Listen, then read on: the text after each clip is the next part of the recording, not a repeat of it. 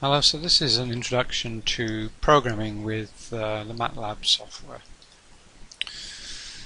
So the objectives of this are to enable us to create well-documented or commented MATLAB script files, to understand the difference between scripts and function files, the importance of comments, how we can get the user to prompt, or we can prompt the user to input data which we can then use in our script file, how we can input and output data in files, how we can use structured programming, so control statement logic, and also how we can perform repetitive processes, repetitive calculations using loops. MATLAB is really well suited and is really designed for handling and managing data in arrays or matrices. Okay, and so there's a lot of functionality that enables us to handle large arrays or matrices in a more optimal way than the conventional sort of programming methodology would enable. Okay, so this is known as sort of vectorization. Okay. And we'll look a bit into this. MATLAB is very powerful in this area. Also, how we can plot using MATLAB. So I can't emphasize enough that really, if you're not confident using MATLAB, that you watch these online tutorials. As I've said previously in the first lecture, I am working on the assumption that as science graduates you will be able to write computer code, that you'll be familiar with the concepts of computer programming. What I will accept though is that you may be not familiar with using MATLAB. You may have learned to use some other programming language, Python or Fortran or C, for example. But if you're not familiar with MATLAB, I would thoroughly recommend, I'd more than thoroughly recommend, I would say it's almost compulsory that you watch this introductory online video tutorials that are available on the MATLAB YouTube website. So we can use MATLAB interactively from the command line, or alternatively, which I'm going to recommend, is that we write text files containing commands, and what I'm going to expect from you is that you submit as part of the assessment MATLAB script files that solve problems that I will set for you in image processing. Okay. There are two kinds of script files, or .m files. .m is the extension on these files. We have scripts and also functions. So the MATLAB user interface looks something like this. When we open it up, we have a command window. And we can work interactively in this command window by just typing commands, operations directly, and MATLAB will process these commands and perform calculations and display results for us of these calculations. This is good for very quick, simple tasks, but it's not good for extended tasks, especially if we're going to want to repeat them. By just running in the command line, it's very difficult. Once we close MATLAB, we pretty much have lost those commands that we've entered. So it's much better that we use the concept of the script file. Okay, so we write our sequence of commands in a script file, and then we can run that script. So we can create a new editor window. There's a little button on the top there in the control bar. We can get a new editor window, and we can then use these editor windows to write the script files, and we can then save these script files, reuse them, we can share them with others, and we can save the scripts, okay, save changes to the scripts. So what is a script file? It's a set of MATLAB commands saved in a file which we can then execute. Okay, so by just typing the name of the script in the command window, we can run, and that allows us to execute the series of commands that are in the script file. So this is an example of a script. So this program demonstrates the interaction with the user via the keyboard. It's essentially we'll calculate the average of a series of numbers. So we ask the user how many numbers they would like to average. So this input command, and then the text string will display when you run this script. And the number that the user enters will be stored in this variable n. Okay. So we then start a loop, and we loop through from 1 up to n, where n, remember, is the number that the user wishes to average, the numbers that the user wishes to average. So each time it goes through the loop, it will the user will be prompted to enter a number. Okay. And that number will then be added to a running total. Okay, so we go through and we're just increasing the total by the number that the user enters each time, and then once we finish that loop, so if we chose 5 as the number of numbers we wish to average, when it goes looped through 5 times, it will come out of the loop, and then it will work out the average by dividing total by the number of numbers, n. Okay, and then it will output the average using this fprintf statement. Okay, so this really shows everything about that we might want to do in a program.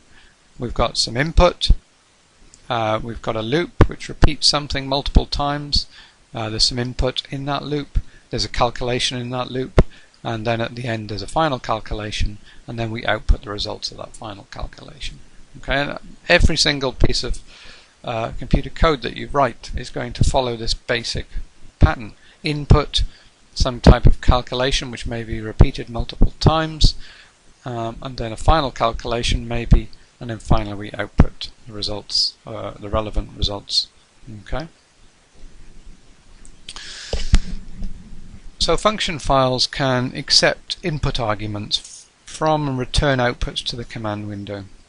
Okay, so any variables we create and change within the function do not affect the command window or the main script file. So this is where functions are quite powerful. We can pass values of a variable to the function. It will do some calculations on those values that we've sent to the function, and it will return a result, and we can do this multiple times. We can call the function again with a new set of variables and get a new result.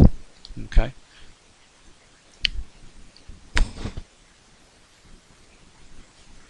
So variables can be assigned values in MATLAB. From the last presentation, you might remember this.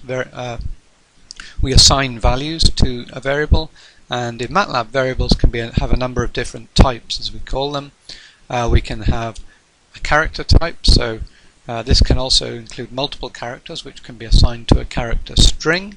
For example, we can say that the variable c has the value s with this statement, or this statement here, c equals, in this case string, is going to assign this character, this array of characters, to the variable, the character variable c.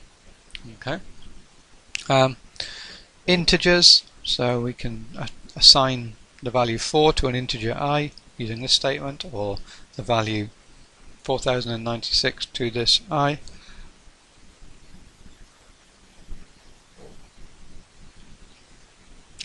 The other type of variable is the floating point variable, and this can take the form of single or double precision. For example, 2.53 would be considered single precision, but if we wanted to go to very high precision with a large number of decimal places, we would have to use a double precision floating point. This is obviously going to use a lot more memory than this single floating point. Multiple values of a variable can be assigned in an array.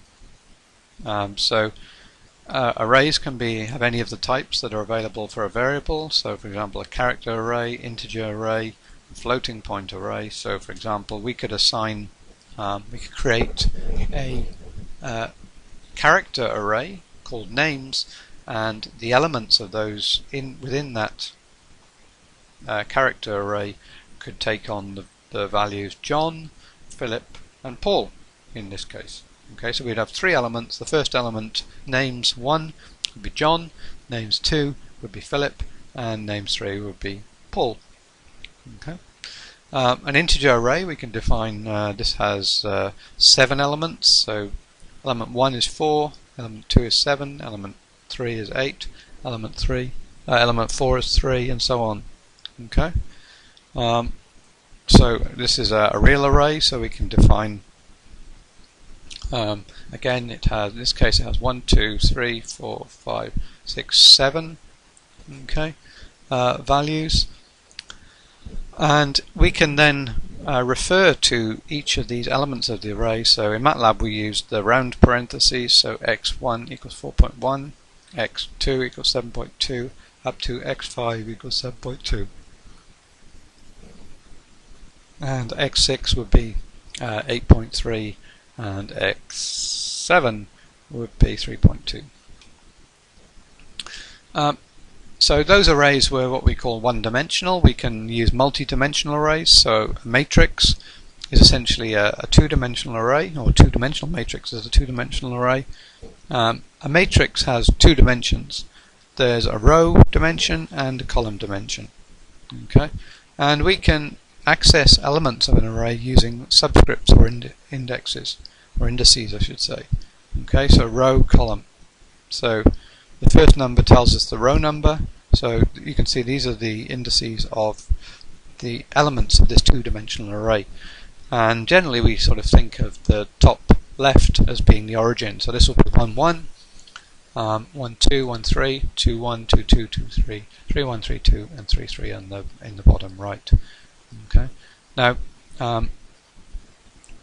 we have to be a bit careful with this, because for MATLAB it's what we call row major order. So the first index in our matrix is the row number, whereas the second one is column. Whereas there are some programming languages which are the other way around. Okay, the first index is the column, and the second is row. So you just need to be a bit careful. But with MATLAB, all you need to remember, it's row, column. Okay. I should probably just make the point, seeing as this is all about, this module is all about image processing, that what we have here is a very simple image. Okay, if each one of these is a grayscale value, has a grayscale value, this is a 3x3 image, or could be a 3x3 image. Okay, so we have a way of storing image data in a two-dimensional matrix, and that leads on to extra dimension, even more dimensions. So we can have higher dimensional arrays. So this is an example of a 3-dimensional array. So we have, in this case, we have the row and the columns in a particular. I'm going to use the word slice because this is a good. This is very similar to the way in which CT or MR data is stored, in that we have multiple pages, if you like, where each page corresponds to a different location, a slice as we call it, in the patient. Okay, but we can index each point in our array very simply just by using a 3-dimensional indexing system. So the third one in this case is the page number, okay, or the slice number. So we'd have 1, 1, 1, 1, 2, 1, and so on. Okay. So row, column, page, or slice. Okay. Okay. So more about functions. We can create a function within a script file, or we can have a separate function file. And the format, so the first line of our function is always that function, and these are the output variables, is equal to the function name, and then a list of what we call arguments. Okay, so these are the variable we can assign. This would normally be a list of variable names, and we can, when we call the function, we can give values to these names, and these will be used then in the function and it'll perform a calculation using those values, okay, that we've passed to the function. Comments are very important. Okay, but then we'd have some statements, and then the final line of the function is normally where we can assign. It doesn't have to be the final one actually. We can anywhere we can output variables and the values assigned to variables by putting a list of them in this function definition. Okay. We've already seen in the simple averaging program how we can prompt the user for direct keyboard entry, or alternatively we can read in from a data file. So in this case, n equals, so it's going to prompt the user with the question enter a value, or the string enter a value, and whatever the user enters, that's going to be assigned to the variable n in this case. Okay.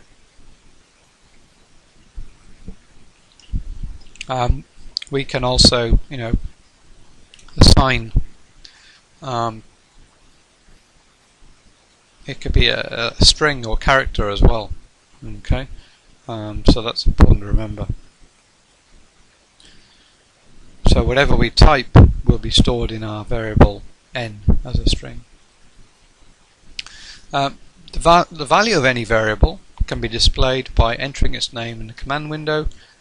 In a function or script file, we can output the current value using the display function or disp. Okay, we just put disp and then the variable name here, and it will output to the screen the value, okay, of the argument of this display. Disp, I should say.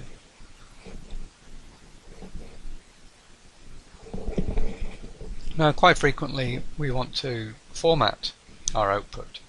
Okay, and we can do that again very simply using the fprintf statement. Those of you who are familiar with programming with the C language will know about this. This allows us to, we can either do formatted output directly to the screen, or we can output to a file.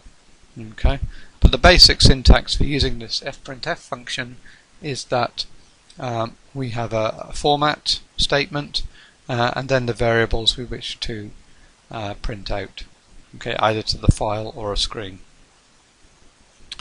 So this format statement specifies how we want these variables to be displayed. So it could be how many decimal places, how many significant figures, for example. Okay, and this allows us to output our display in a nicely formatted way. So the different format codes that we might want to use in our statement, our format specifier statement, is an integer, so we can use the %d, scientific format, so this is when we have a number that's times 10 to the minus 5, for example, it would be written, we can format the code as %e. Similarly, this is essentially the same thing.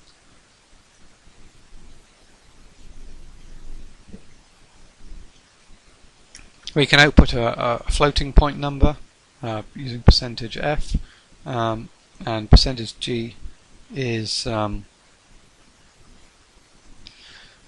essentially a more compact way of writing, or outputting I should say, the scientific format.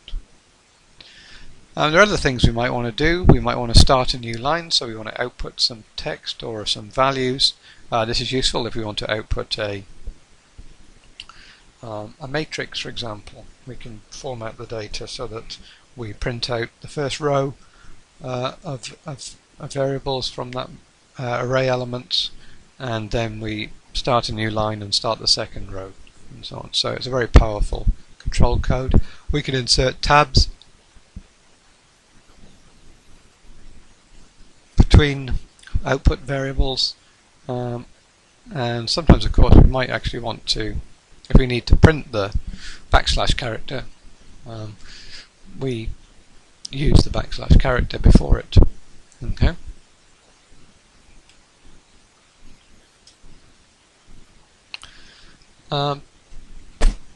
This is something I'm going to mention, but it's something I don't use very much actually. So we can actually, when we're running MATLAB and we're working with MATLAB, we'll have a load of variables stored in the memory we can actually save these or load. So first of all, we can save if we have a session on MATLAB and we have a load of variables with values assigned to them. We can save these variables and their associated values to a file, a MATLAB data file, using this function, this statement. Okay, save the file name we want to save it to, and then the variables that we want to output to this file name. Okay, it's worth pointing out these saved files have the format .mat or .mat. Okay. Once you've saved them, we can load them in again. So it's a good way, I suppose, of saving a session to a file, and then we can load that session again and resume where we left off effectively. Okay.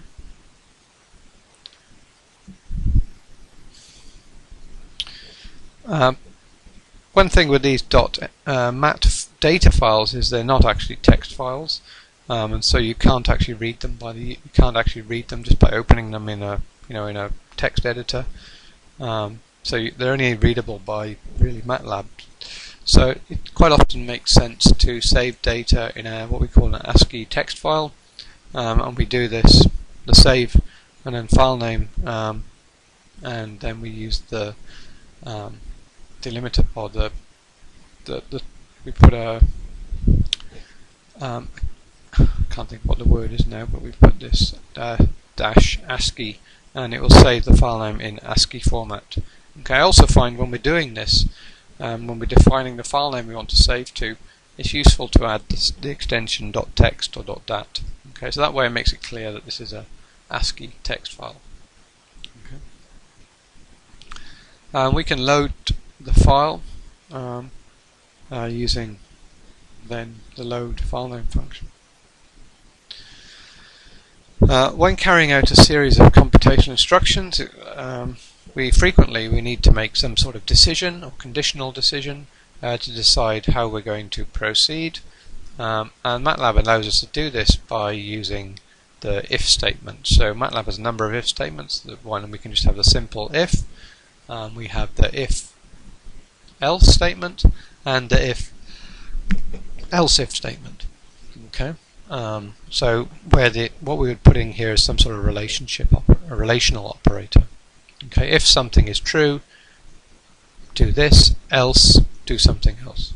Okay, or if something is true, do this, else if something else is true, do that. Okay, so these are very powerful statements, and all programming languages have some sort of if statement or if else statement. And MATLAB's no different. It also has a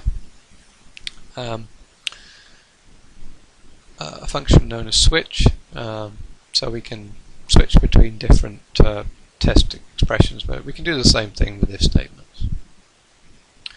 I mentioned relational operators, I should say there. So these are some of the ones that are available in MATLAB. We can have the less than or equal, greater than or equal to, and not equal to is this operator. Okay.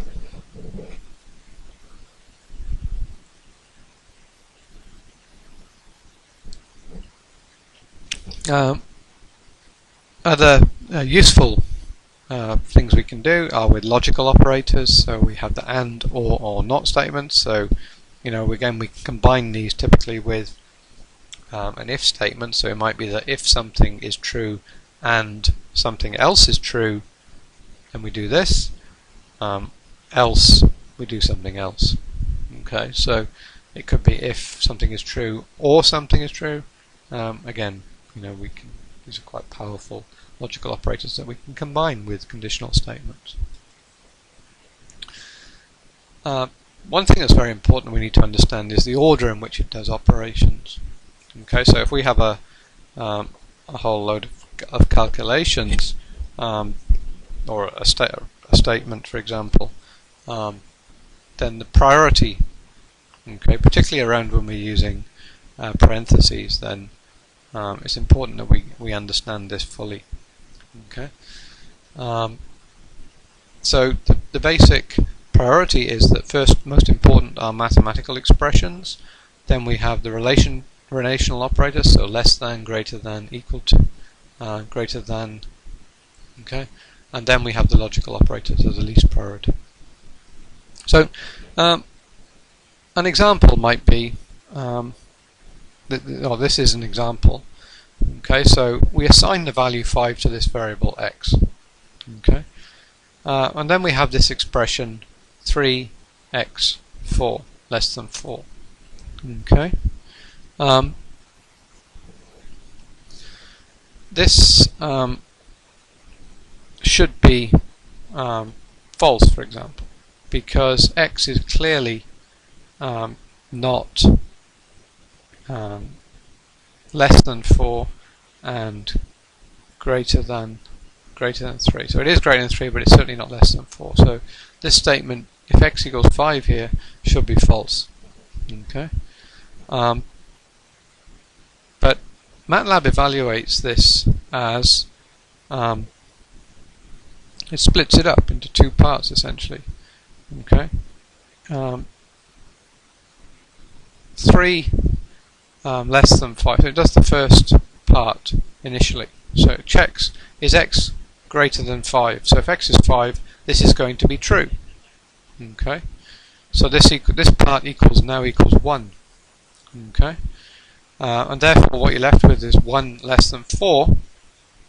Okay, which is also true because 1 is clearly less than 4. Okay, so MATLAB would evaluate this expression as true for the value x equals 5. Okay, so you need to be a bit careful about this. So to correctly evaluate this expression, we would split it up into two logical conditional operators, and we would say 3 less than x, evaluate this first, and then evaluate this part. Okay, to correctly evaluate this expression. So we just need to be careful with that. Another programming structure of use to us is looping.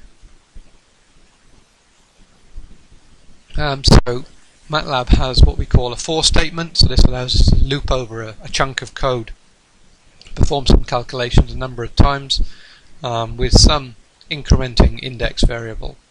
Okay, so the syntax for this is for our index equals whatever the values are, and then we have some program statements, and then we always have to remember to put the end statement at the end of our for loop.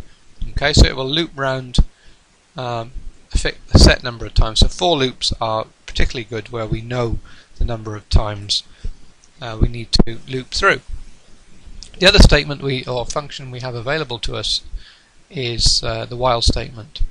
So we can loop as long as a condition remains true. So we have while some expression, it will evaluate this expression. So while this expression is true, process these statements. Okay, and then it'll end. Okay, so this allows us to loop through a set of statements, but only if a certain expression is true. Okay, so this is again a very powerful tool that allows us to put conditions on whether we actually evaluate a chunk of code or not.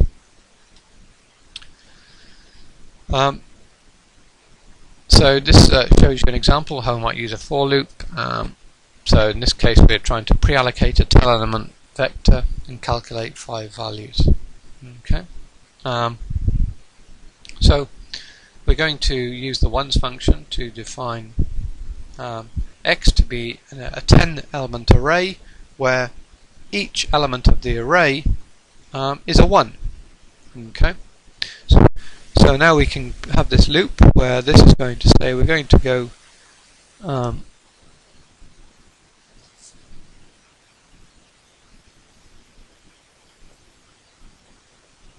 from 2 up to 6 in increments of 2.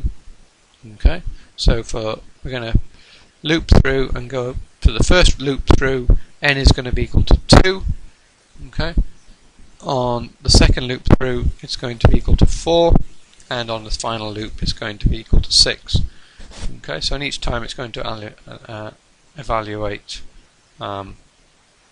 these values for this X array element. Okay.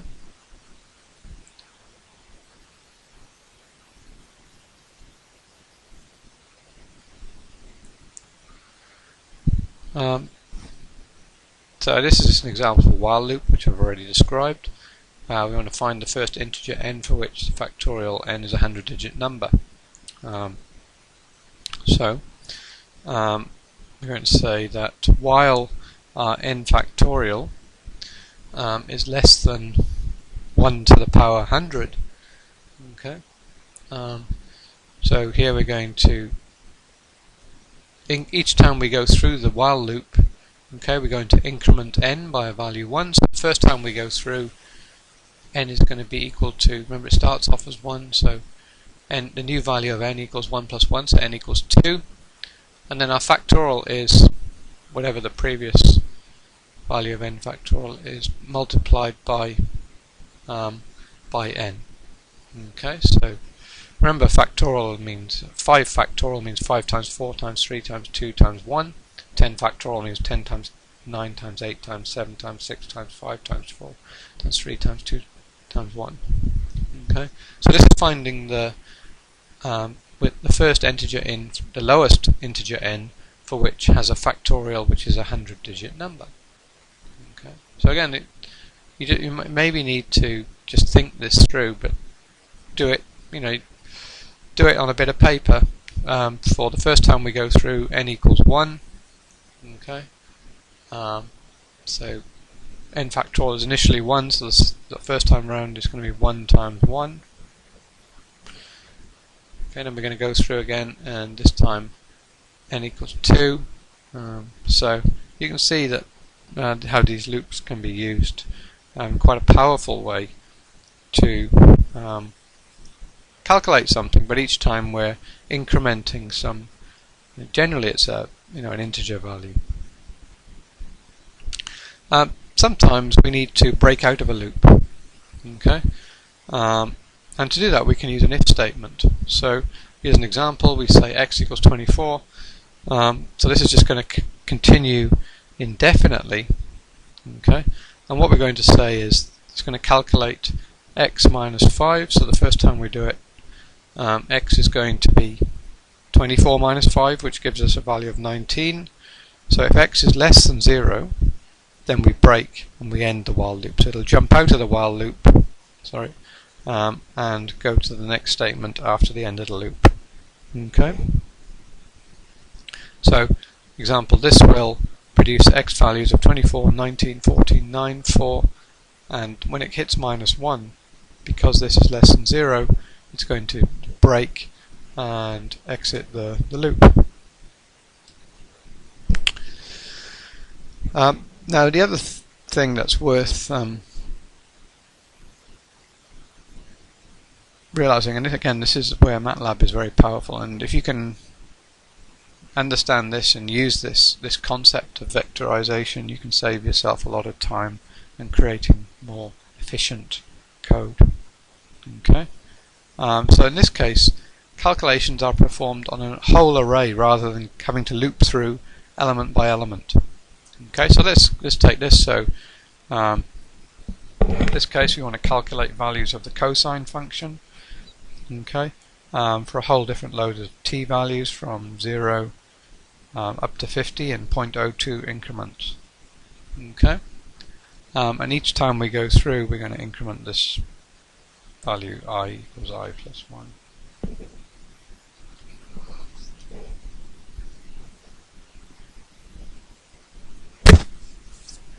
So the vectorization,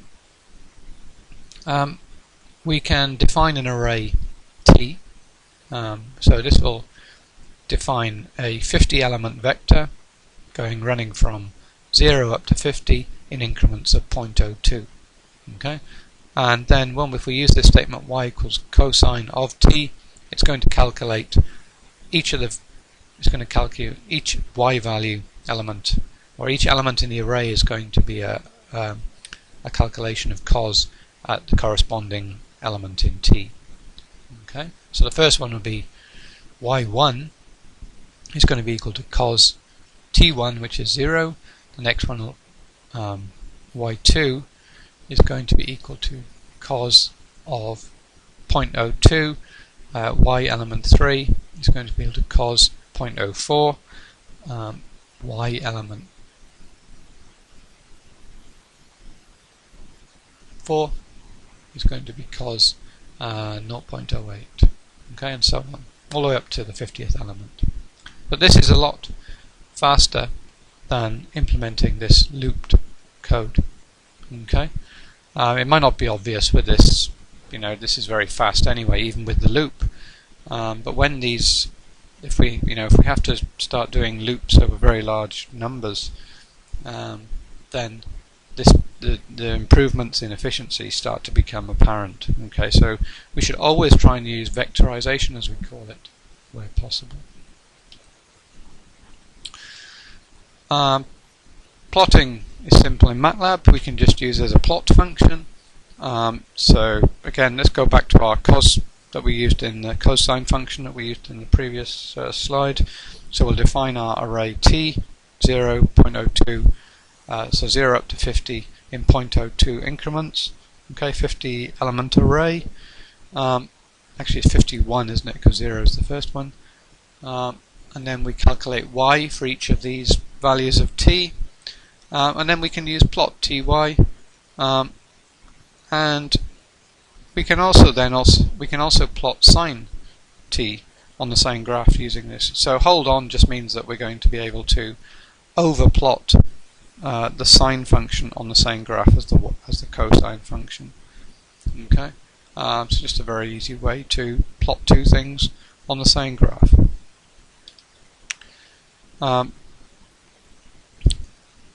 This is another way of plotting multiple graphs.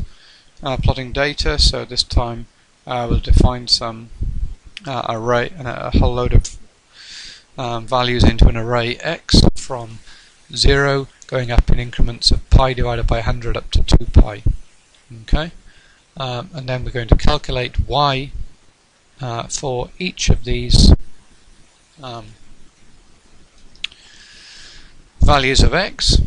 Okay, we can then calculate a second function, a second array y2, which is equal to the sine of x minus 0.25, and a third array we calculate as sine of x minus 0.5. So what we're doing is calculating sine functions here with